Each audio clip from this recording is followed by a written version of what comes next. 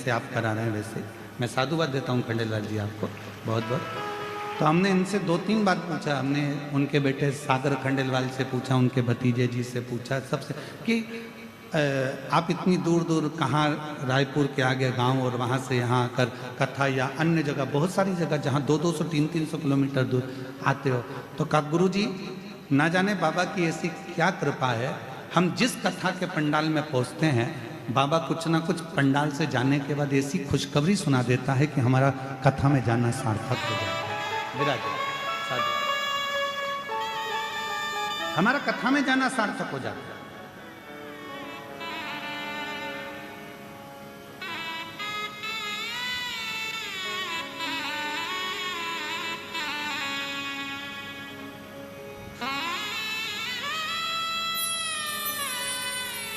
शिव कब क्या कहां देंगे ये उनके ऊपर है।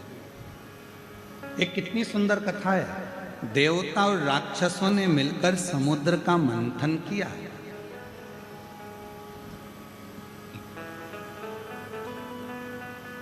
समुद्र का मंथन किया। वासुकी नाग की नेति बनाई, मंदराचल पर्वत का, सुमेरु पर्वत का रई बनाई। बोलो सुनी है कि नहीं कथा? अरे बोलो तो जम के सुनी है ना।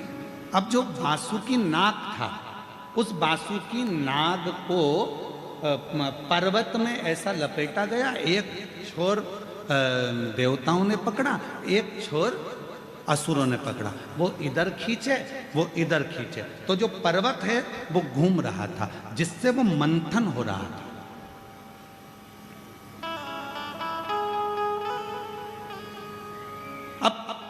पर्वत को घुमाया जा रहा है तो पर्वत का कुछ बिगड़ेगा क्या? जम के बोलो जरा। अरे बोलो तो नहीं। बिगड़ेगा किसका? जो देवता खींच रहे हैं उनका कुछ बिगड़ेगा, जो असुर खींच रहे हैं उनका कुछ बिगड़ेगा नहीं। बिगड़ेगा किसका? एक तरफ सांप का मुख पकड़ा है वासुकी नाग का, दूसरी तरफ वासुकी नाग की पूंछ पकड़ी है और खींचा जा रहा है। सबसे ज्यादा कष्ट किसको हो रहा होगा? पर्वत को, देवता को, असुर को कि नाग को? बोलो बोलो बोलो। नाग को। सर्प को सबसे ज्यादा तकलीफ हो रही होगी। और बाद में हुआ क्या? जब अमृत निकला, देवता लेकर चले गए, असुर लेकर चले गए, और जो पर्वत था वो भी अपनी जगह पर चले गया।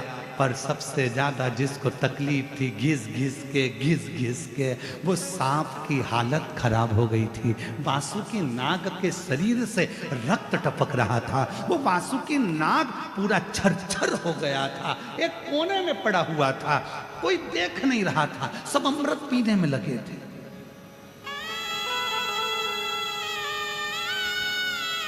सब अमृत पीने में लगे थे।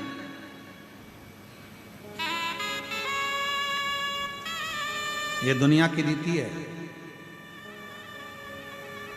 अपना काम बनता, चूल्हे में जाए, हम काय को बोले, तुम बोलो। ये दुनिया की रीति है। अपना काम बनना चाहिए, अपना काम हो जाए, इसके बाद तो कोई पूछता ही नहीं। कहाँ हो श्रीमान, क्या कर रहे हो श्रीमान, कोई नहीं पूछेगा। और ऐसे तो फिर काकी जी, भाभी जी, बुआ जी, फूफा जी, नाना जी, मामा जी, हव साहब। तुम ध्यान देना, पूरी शादी में बरमाला होती है तब पंडित जी को नहीं ढूंढा जाता। जब पूरी शादी में सब काम होता है, भोजन करते समय भी पंडित जी को नहीं ढूंढते। पंडित जी की जरूरत कब पड़ती है? जब सब काम हो जाता है, उसके बाद रात्रि को दूल्हा दुल्हन बेटे तो के पंडित कहाँ है, जरा ढूंढ के लाओ। अब मालूम पड़े पंडित जी को कोई ने ना खाने की पूछी, ना पानी की पूछी, ना किसी चीज की पूछी, और ब्याह के लिए पंडित जी को ढूंढ रहे, टार्च जला जला के ढूंढ रहे। कहाँ है पंडित जी, देखेगा पंडित जी, देखेगा पंडित, बॉस हो रहा है। पंडित जी को, पंडित जी उठो उठो, प्रणाम साहब प्रणाम, चलो मैं चाय लाऊं तुम्हारे लिए। पंडित जी बोले इतनी देर से तो किसी ने नहीं पूछा। शादी कराना है ना, ब्याह में फेरे डलवाना है। पंडित जी चाय पी लो, पंडित जी को चाय पिलाई, मुंह धो लो, पंडित जी थोड़ा चेहरा धो लो, पानी मिला दूं क्योंकि नींद नहीं आएगी। पंडित जी मैं तुम्हारा बैग उठा लूं, और ले जाकर शादी के मंडप में बिठा दिया। शादी के समय पर जब काम निकल गया, अब विचार करा, पंडित जी को घर छोड़ने कौन जाएगा? तो दूल्हे का लड़का के मेरे पास टाइम नहीं, मैं थक चुका हूँ, वो के मैं थक गया, वो के मैं थक गया। पंडित जी बोले भैया तुम एक काम करो, ऑटो बुला दो, मैं मेरे घर चले जाऊंगा। कौन पूछे? ये दुनिया की रीत है। काम पढ़ने पर आपको याद किया जाता है, वक्त पढ़ने पर आपको पूछा जाता है, वक्त पढ़ने पर आपको खींचा जाता है, वक्त निकलते से ही दुनिया के लोग ठोकर मार देते हैं, लात मार देते हैं, आपको धक्का दे देते हैं। ये दुनिया की रीति है, आज से नहीं, पुराने समय से। जब देवताओं ने और असुरों ने पर्वत को घुमाया, मंथन करा, अमृत निकल गया, असुर ले गए, देवता ले गए, पर्वत अपनी जगह पर चले गया, और वो वासुकी नाग एक कोने में पड़ा हुआ था, आंख से आंसू बह रहा था, ना उसको अमृत मिला, ना कुछ प्राप्त हुआ, केवल उसने देवहित में कार्य करा, और देवहित में कार्य करने के बाद कोने में पड़ा था। तब भगवान देवाधिदेव महादेव माँ पार्वती के साथ निकल कर जा रहे थे। पार्वती जी की दृष्टि वासुकी नाग पर पड़ गई।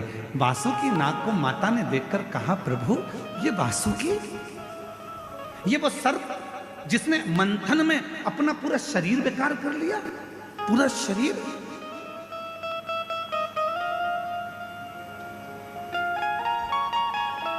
शिव जी का ध्यान गया, वासुकी। शंकर भगवान ने जैसे वासुकी कहा, वासुकी नाग की आंखों से आंसू बह रहे थे। भोले भोले शंभु शंकर कृपालु दयालु दातार, किसी ने आकर नहीं पूछा कि तेरी दशा कैसी है। बाबा आप मेरे पास आए हो, आप मेरे पास।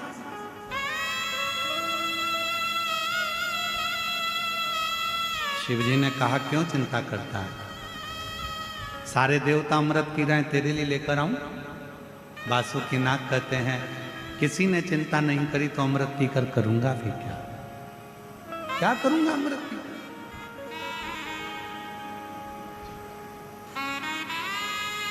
अमृत नहीं चाहिए तो क्या चाहिए तुझे? वासुकी नाग कहते हैं बस आपने मेरी चिंता कर ली और कुछ भी नहीं चाहिए।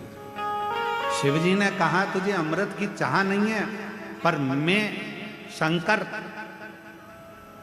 मेरे को भी अमृत नहीं मिला, तुझे भी अमृत नहीं मिला, चिंता मत कर, तूने देवहित का कार्य तो करा, चल तेरे शरीर के तकलीफ को मैं मिटा देता हूं, जो देवता भी तरसेंगे वो पद तुझे दिला देता हूं, और तुझे मैं अपने गले में धारण कर कर जगत में पुजवा देता हूं।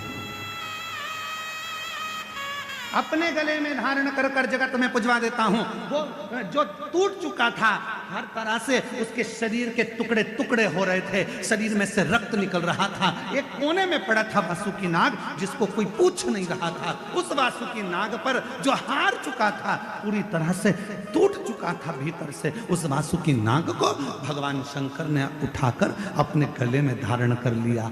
आज शिवजी को जल चढ़ता है तो वासुकी नाग को भी चढ़ता है। आज भगवान को बेलपत्र चढ़ती है तो वासुकी नाग को भी चढ़ती है। आज भगवान शंकर पर गंगा जल आता है तो वासुकी नाग पर भी गंगा जल आता है। आज भगवान शंकर को भी भोग लगता है तो वासुकी नाग को भी भोग लगता है। आज दुनिया के लोग भगवान के सामने दीप जलाते हैं तो वासुकी नाग के सामने भी दीप जलता है। आज भगवान शंकर के हाथ जोड़ते हैं तो वासुकी नाग के भी हाथ जोड़ते हैं। जरा विचार करिए, जो पद जो प्रतिष्ठा दुनिया में किसी को नहीं मिली वो शंकर भगवान ने वासुकी नाग को दिला दी, अपने पास में रखकर। शिव ने अपने करीब में रखकर दिलाया, शंकर ने अपने पास। मेरी जीजियों, मेरे जीजाओं, मेरी बेटियों, मेरे बेटाओं, मेरे बुजुर्ग माता पिता, एक बात का ध्यान रखना, दुनिया आपसे कह दे कि तुम बेकार हो, तुम ये नहीं कर सकते, तुम सफल नहीं हो सकते, तुम एजुकेशन नहीं कर सकते, तुम इंजीनियर नहीं बन सकते, तुम डॉक्टर नहीं बन सकते, तुम कलेक्टर नहीं बन सकते, तुम IAS ऑफिसर नहीं बन सकते, दुनिया कह दे कि तुम नहीं बन सकते, पर तुम्हारे अंदर वो बल है। तुमने अगर रात दिन पढ़ाई करी है, अच्छा एजुकेशन प्राप्त करा है और अच्छी विद्या प्राप्त करी है, तो तुम्हें कोई नहीं रोक सकता, तुम आगे बढ़कर ही रहो, बढ़कर ही रहो।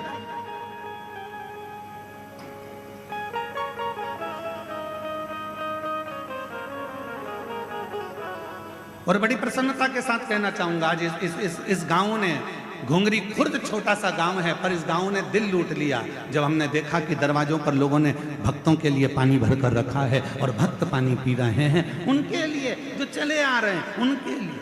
मैं घुंगरी खुर्द के एक एक परिवार से कहना चाहूंगा, अगर आपके परिवार में जो बेटियां हैं और वो बेटियां अगर अच्छी पढ़ना चाहती हैं तो आज इस व्यासपीठ से कहना चाहूंगा कि घुंगरी खुर्द की जो बेटी अच्छी एजुकेशन करना चाहती है उसे विठले सेवा समिति अपने खर्चे से पढ़ा सकती है।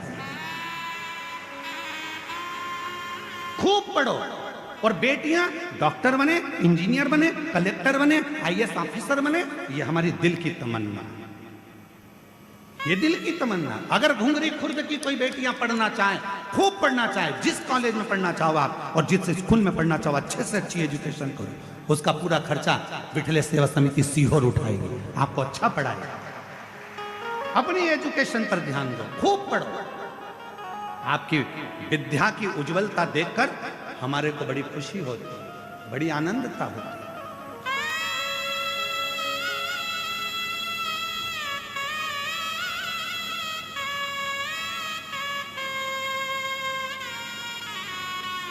ये छत्तीसगढ़ महतारी की गोद में जो आप जन्मे हो कोई साधारण नहीं हो, इसमें से कुछ अच्छा करो, कुछ अच्छा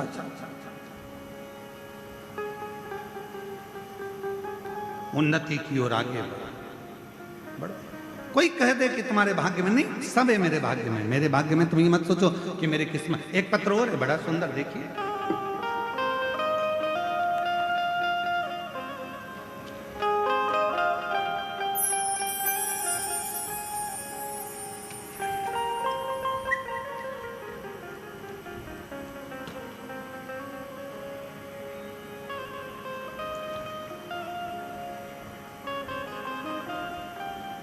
मेरा नाम ममता देवांगन है, मैं मुंगेली से आई हूँ।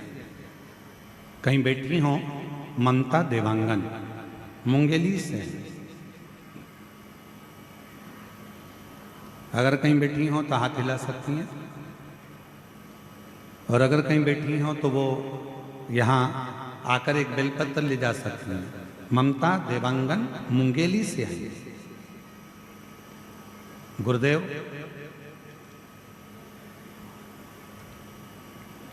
मेरे बेटे की नौकरी नहीं लग रही थी, वो हिम्मत हार चुका था। सब उसको ताना देते थे कि तू फालतू का काम कर रहा है, तू सरकारी नौकरी तेरे को नहीं लग सकती। गुरुदेव, मैंने अपने बेटे से कहा कि तू चिंता मत कर, शिव जी के मंदिर जाया कर, झाड़ू लगाया कर, पोछा लगाया कर, मंदिर में जल चढ़ाया कर और खूब मेहनत कर, रात दिन पढ़। गुरुदेव, पंडाल में बैठकर शिव महापुराण की कथा सुनी और मेरे बाबा ने छप्पर फाड़ कर दिया।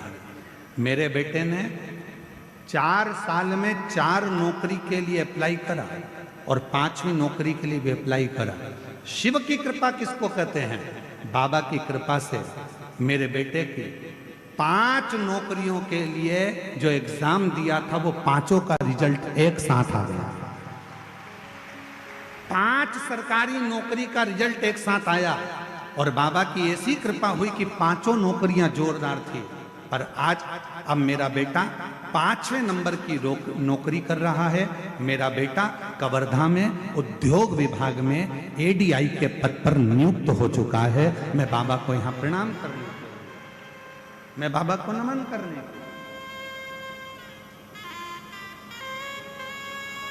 खूब पढ़ो, खूब बढ़ो, शिव पर विश्वास कर कर एक लोटा जल चढ़ा। कहीं बैठी हो तो आ सकती हैं। मेरा नाम ममता देवांगन है, मैं मुंगेली से आई हूँ। गुरुदेव, मेरा मोबाइल नंबर ये है। मैं बाबा को प्रणाम करने के लिए, शिव पर भरोसा, भगवान शंकर पर भरोसा और आपका अपने आप पर विश्वास, अपने आप पर भरोसा।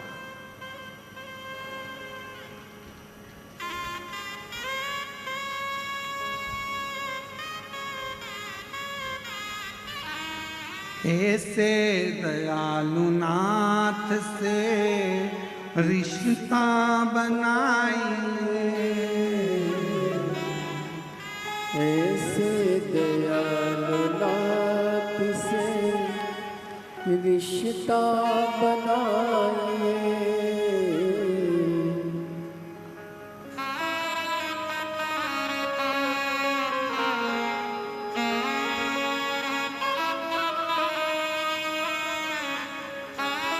फिर वही होगा, ऐसे दयालु नाथ से रिश्ता बनाइए। ऐसे दयालु नाथ से रिश्ता बनाइए।